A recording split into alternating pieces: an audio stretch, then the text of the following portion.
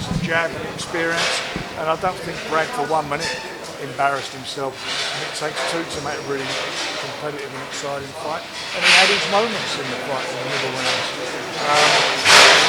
We'll bring him back as well. We'll bring him back again. He's a nice guy. Two really nice guys in that main event. And they give everything. Frank, big statement made from Lawrence Okoli, who smashed onto the heavyweight scene. Spoke to Joe Gallagher and Lawrence after. They're very keen for a Joe Joyce fight. Is that a fight that you could make? Well, it's a fight we can make. I mean, heavyweights, we're blessed with heavyweights at Queensbury.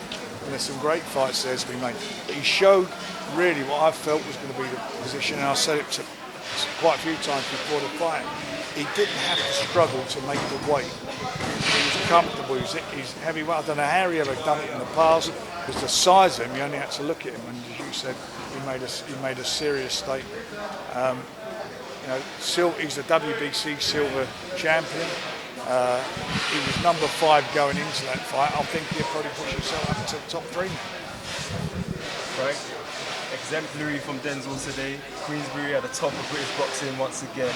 As we look forward to Riyadh season, what are your early predictions for Usyk? I fancy Tyson in a big way. The first fight was an unbelievable fight for me. It was the two best heavyweights of the 21st century fighting each other, and they gave a tremendous performance, split decision.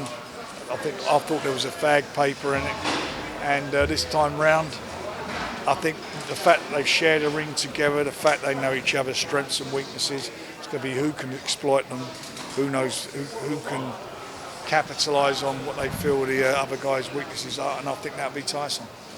Frank, fans, Billy Joe Saunders feels that if Tyson switched on, he can win this fight easily. Do you agree with him there? I don't think it's going to be easy, but I think he can win it. I'm not going to disrespect Alexander Usyk. He is, according to a lot of people, the best heavyweight of his generation, which is brilliant, because if Tyson beats him, he then becomes the best heavyweight of his generation.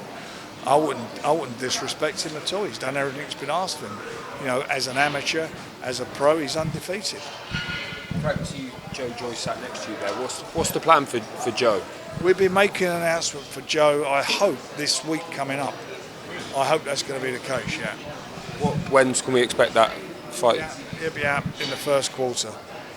So Frank, Sam Noakes, excellent today. There was a poster before this fight released that he was linked to fight Ivan Baranchyk for the WBO world title. Do you think that could be next for Sam?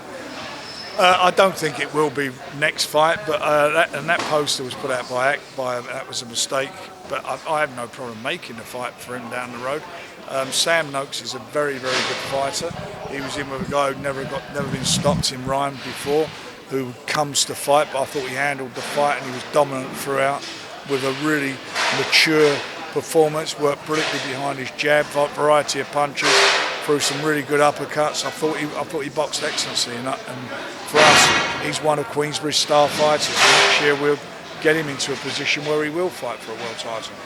And we've just seen Denzel Bentley obviously beat Brad Pauls, but he's been saying that no one's pushing a fight with Hamza Shiraz. Definitely a fight that you'd be up for making between him. Well, look, listen, for me, if those two guys win world title fights, it's a no-brainer, isn't it? I think we'd all want to see that one, wouldn't we?